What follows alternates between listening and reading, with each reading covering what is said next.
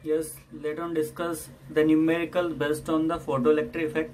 ठीक है, क्वेश्चन हमारा the light of wavelength 2000 angstrom falls on aluminum surface.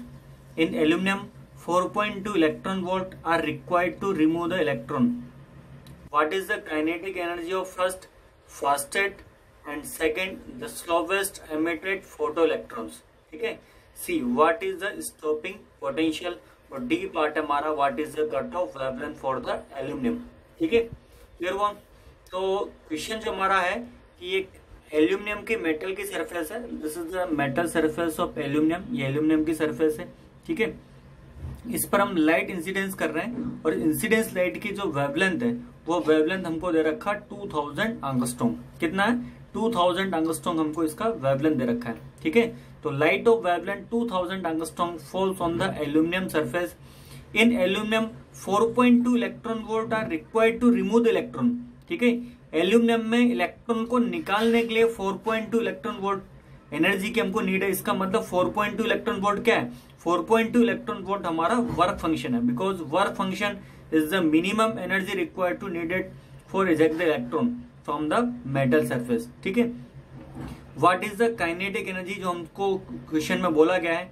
ठीक है, इंसिडेंस लाइट के वेवलेंथ गिवन है, वर्क फंक्शन गिवन है. What is the kinetic energy of fastest electron. तो फास्टेड जो इलेक्ट्रॉन है, यहाँ से जो इलेक्ट्रॉन निकलेगा, हमको पता है कि फोटो इलेक्ट्रिक एमिशन में जितने भी इलेक्ट्रॉन निकलते हैं उन सबकी काइनेटिक एनर्जी डिफरेंट होती है, बिकॉज वो डिफरेंट ऑर्बिट से निकलते हैं. तो जो फास्टेड इलेक्ट्रॉन है उसकी काइनेटिक एनर्जी क्या होगी हमको बताना है. ठीक है, so from the Einstein photoelectric equation we know that the kinetic energy of fastest electron or maximum kinetic energy is given as k maximum is equal to h mu minus phi naught. ठीक है, phi naught यहाँ पर work function है जो कि हमको given है, but mu frequency है, फ्रीक्वेंसी गिवन नहीं है, फ्रीक्वेंसी की जगह हमको वेवलेंथ गिवन है. ठीक है, तो हमने we know that frequency is equal to speed upon wavelength, तो म्यू की जगह सी अपॉन लैम्डा रख दिया, तो k maximum is equal to यहाँ पर हम वैल्यू रख रहे हैं. एक बात का हमको ध्यान में रखना है कि जो Hc की वैल्यू होती है 12375 इलेक्ट्रॉन वोल्ट इंटू एंगस्ट्रॉम होता है. ठीक है, तो जब भी आपको वर्क फंक्शन एंगस्ट्रॉम में गिवन हो, जब भी वर्क फंक्शन हमको एंगस्ट्रॉम में गिवन हो, ये हम इलेक्ट्रॉन वोल्ट इंटू एंगस्ट्रॉम में निकाल सकते हैं. और वेवलेंथ भी हमको एंगस्ट्रॉम में गिवन है, तो ज्यादा बेटर होगा कैलकुलेशन रिड्यूस करने के लिए, बहुत इजी कैलकुलेशन के लिए H इंटू सी की वैल्यू आप 12375 इलेक्ट्रॉन वोल्ट इंटू एंगस्ट्रॉम रखेंगे तो आपको क्वेश्चन को सोल्व करना बहुत इजी हो जाएगा. तो एससी की वैल्यू हमने 12375 इलेक्ट्रॉन वोल्ट इंटू एंगस्ट्रॉम रखा, लैम्डा की जगह हमने रखा 2000 angstrom minus phi naught work function 4.2 electron volt. ठीक है, एंगस्ट्रॉम से एंगस्ट्रॉम कट हो जाएगा और ये जो भी आंसर होगा डिवाइड करके इलेक्ट्रॉन वोल्ट में आएगा.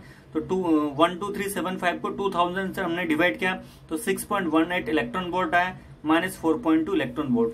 6.18 को अप्रोक्सीमेट मैं 6.2 इलेक्ट्रॉन वोल्ट लिख सकता हूँ minus 4.2 electron volt. So the maximum kinetic energy of emitted electron और we can say the kinetic energy of fastest electron is equal to 2 electron volt approx. Clear हुआ. ठीक है, बी पार्ट में इसका जो बोला गया है, बी पार्ट में बोला गया हमके what is the kinetic energy of slowest emitted electron. जो यहाँ से स्लोवेस्ट इलेक्ट्रॉन निकल रहा है, जो यहाँ पर फास्टेड इलेक्ट्रॉन निकल रहा है, उसकी तो काइनेटिक एनर्जी हमने निकाल ली 2 इलेक्ट्रॉन वोल्ट, बट जो स्लोवेस्ट इलेक्ट्रॉन निकलेगा उसकी काइनेटिक एनर्जी क्या होगी. तो जो स्लोवेस्ट इलेक्ट्रॉन की काइनेटिक एनर्जी होती है वो है 0. ठीक है, यहाँ पर जो इलेक्ट्रॉन निकलते हैं उनकी काइनेटिक एनर्जी की जो रेंज होती है वो 0 से लेकर मैक्सिमम तक की रेंज होती है. ठीक है, तो 0 तो हमारा स्लोवेस्ट होता है और ये हमारा फास्टेड होता है, जिसकी काइनेटिक एनर्जी होती है फास्टेड होता है. ठीक है, तो फास्टेड के लिए क्ले maximum h minus phi naught का फॉर्मूला है और स्लोवेस्ट जो स्लोवेस्ट इलेक्ट्रॉन निकलता है उसकी काइनेटिक एनर्जी होती है 0. इसका मतलब स्लोवेस्ट इलेक्ट्रॉन के लिए जो हम यहाँ पर एनर्जी प्रोवाइड करते हैं वो वर्क फंक्शन के इक्वल प्रोवाइड करते हैं. ठीक है, स्लोवेस्ट इलेक्ट्रॉन के लिए यहाँ पर अगर आपके काइनेटिक एनर्जी का देखा होगा फॉर्मूला, तो काइनेटिक एनर्जी में जो स्लोवेस्ट इलेक्ट्रॉन है, स्लोवेस्ट इलेक्ट्रॉन की काइनेटिक एनर्जी 0 होती है, क्योंकि स्लोवेस्ट इलेक्ट्रॉन के लिए जो मिनिमम एनर्जी हम यहाँ पर प्रोवाइड करते हैं इसको 4.2 इलेक्ट्रॉन वोल्ट वर्क फंक्शन के इक्वल प्रोवाइड करेंगे, जिससे कि इलेक्ट्रॉन जस्ट बाहर निकलेगा ही सही, इसकी स्पीड इंक्रीज नहीं होगी. ठीक है, इस एनर्जी से ये इलेक्ट्रॉन जस्ट बाहर निकलेगा, इसकी स्पीड इंक्रीज नहीं होगी.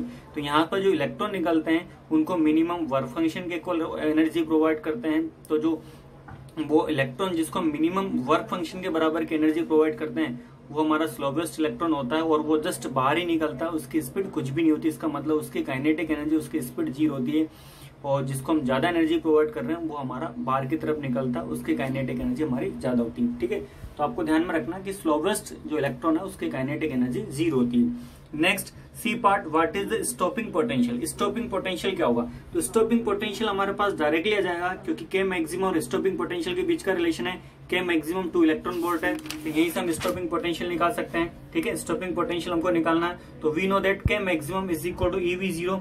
के मैक्सिमम जो होता है वो EV0 होता है, और के मैक्सिमम हमको 2 इलेक्ट्रॉन वोल्ट हमने फाइंड किया अभी, E इंटू V0, E से E कट हो गया, तो यहाँ पर जो स्टॉपिंग पोटेंशियल आया वो 2 वोल्ट आया। कितना है? 2 वोल्ट आया। ठीक है, क्लियर हुआ। लास्ट पार्ट में हमको फाइंड करना what is the cut off wavelength for the aluminium. Aluminium के लिए कट ऑफ वेवलेंथ क्या होगी? कट ऑफ वेवलेंथ का मतलब होता है थ्रेशोल्ड वेवलेंथ, का मतलब होता है थ्रेशोल्ड वेवलेंथ। तो एल्यूमिनियम के लिए थ्रेशोल्ड वेवलेंथ क्या होगी? ठीक है, तो we know that work function is equal to Hc upon lambda naught. Work function हमारा Hc अपॉन लैम्डा नॉट होता है वर्क फंक्शन का फॉर्मूला। ठीक है, वर्क फंक्शन हमको यहाँ पर क्वेश्चन में गिवन है 4.2 इलेक्ट्रॉन वोल्ट।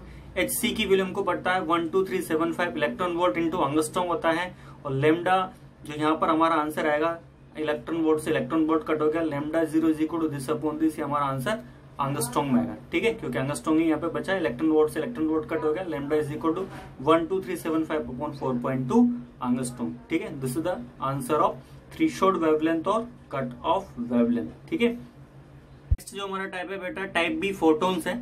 ठीक है, तो फोटोन वाले में अगर हम देखेंगे तो फोटोन वाले में क्या क्या फॉर्मूला यूज हो रहे हैं। सबसे पहले फॉर्मूला जो फोटोन वाले कॉन्सेप्ट में यूज हो रहे हैं वो हम यहाँ पे डिस्कस करेंगे।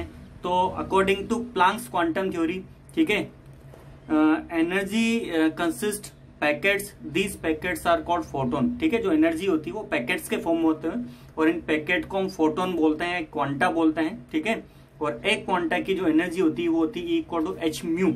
ठीक है, एक क्वांटा या एक फोटोन की जो एनर्जी होती है वो h म्यू होती है, where h is the Planck constant and mu is the frequency of incidence light. ठीक है, म्यू की जगह c अपॉन लैम्डा रखेंगे तो एक फोटोन की एनर्जी h म्यू या c अपॉन लैम्डा आएगी।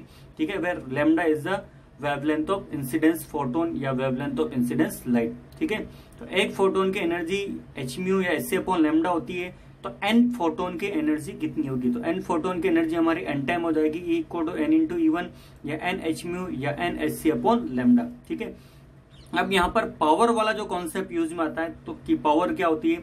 तो पावर इज इक्वल टू होता है energy upon time. Power is equal होता है एनर्जी अपॉन टाइम, और टोटल एनर्जी भी क्या होगी? Total energy of n photon कितनी होगी? n into energy of 1 photon upon t। n photon की जो एनर्जी होगी E equal to n E1 होगा।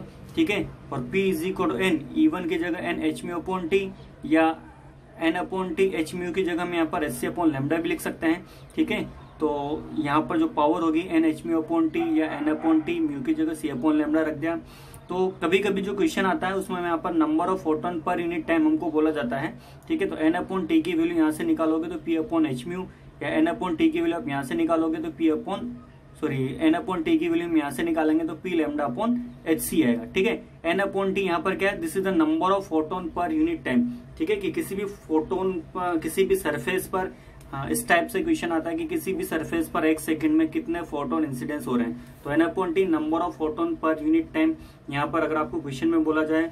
ठीक है, और पावर और फ्रीक्वेंसी गिवन है तो ये वाला फॉर्मूला यूज करेंगे, और वेवलेंथ और हमको पावर और वेवलेंथ गिवन है तो ये वाला फॉर्मूला यूज करेंगे। अगर क्वेश्चन में आपको पावर गिवन है, पावर के साथ फ्रीक्वेंसी, तो ये वाला फॉर्मूला यूज करेंगे, और पावर के साथ अगर वेवलेंथ गिवन है तो ये वाला फॉर्मूला हम यूज करेंगे। ठीक है, let us discuss question based on the concept of photon. ठीक है, क्वेश्चन नंबर 14 टाइप बी का हमारा क्वेश्चन नंबर 14 है, find the number of photon emitted per minute by a 25 watt source of monochromatic light of wavelength 5000 angstrom. एक हमारा light का source है, light का सोर्स आप कुछ भी मान सकते हैं, जैसे एक लाइट का बल्ब मान सकते हैं, लैंप मान सकते हैं, ये लाइट का बल्ब या लैंप है। ठीक है, तो इससे हमको बताना है find the number of photon emitted per minute.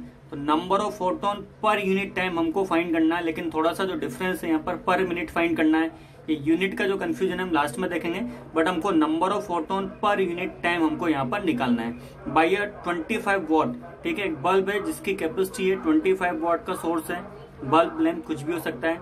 ठीक है, of monochromatic light of wavelength 5000 angstrom. इससे जो लाइट निकल रही है उस लाइट की वेवलेंथ जो हमारी 5000 एंगस्ट्रॉम है। ठीक है, क्वेश्चन क्लियर हुआ। Find the number of photon emitted per minute. So we have to find the number of photon, per unit time. ठीक है, और जो बल्ब है इसकी पावर 25 वोल्ट दे रखी है, जो लाइट है उसकी वेवलेंथ 5000 एंगस्ट्रॉम या 5000 इंटू 10⁻⁻10 मीटर, क्योंकि एक एंगस्ट्रॉम में 10⁻⁻10 मीटर होता है, तो lambda equal to 5 into 10⁻⁻7 metre हो गया। ठीक है, तो ये फॉर्मूला हमारा यही वाला यूज होगा। फॉर्मूला आप डायरेक्टली भी यूज कर सकते हैं, क्योंकि पावर और वेवलेंथ गिवन है तो P lambda upon S use कर सकते हैं, लेकिन न्यूमेरिकल में हम इसको वापस फिर से डिराइव कर सकते हैं। We know that power equal to energy upon time, और जो एनर्जी होती है n h mu upon t, mu की जगह सी अपॉन लैम्डा रखा तो P equal to n upon t s c upon lambda. So from here h upon t, so n upon t is equal to P lambda upon s c. Power हमको 25 volt दे रखी है, lambda हम यहाँ पर ऐसा unit में सबको solve कर रहे हैं, तो लैम्डा जो यहाँ पर 5 इंटू 10⁻⁻7, एच 6.6 इंटू 10⁻34 और सी 3 इंटू 10⁸ यहाँ पर है। तो यहाँ से n upon t number of photon per unit time जो हमारा आ रहा है, ये नंबर ऑफ फोटोन ऐसा यूनिट में हम इसको कन्वर्ट कर रहे हैं, तो नंबर ऑफ फोटोन इंसिडेंटिंग पर यूनिट टाइम का मतलब पर सेकंड हमने यहाँ पर ऐसा यूनिट में हमको निकाला, क्योंकि सारे के सारे एसआई में है, तो n upon number of photon upon per second है। पर सेकंड को पर मिनट में कन्वर्ट कर सकते हैं, क्योंकि एक सेकंड में 1/60 मिनट होता है, तो सेकंड की जगह मैं 1/60 मिनट लिख सकता हूँ। ये जो नीचे का सेकंड है इसकी जगह नीचे 1/60 मिनट लिखा, तो 60 ऊपर चला गया, तो नंबर ऑफ फोटोन पर मिनट यहाँ पर हमारा आंसर आ गया। इसको आप कैलकुलेट करेंगे तो ओके।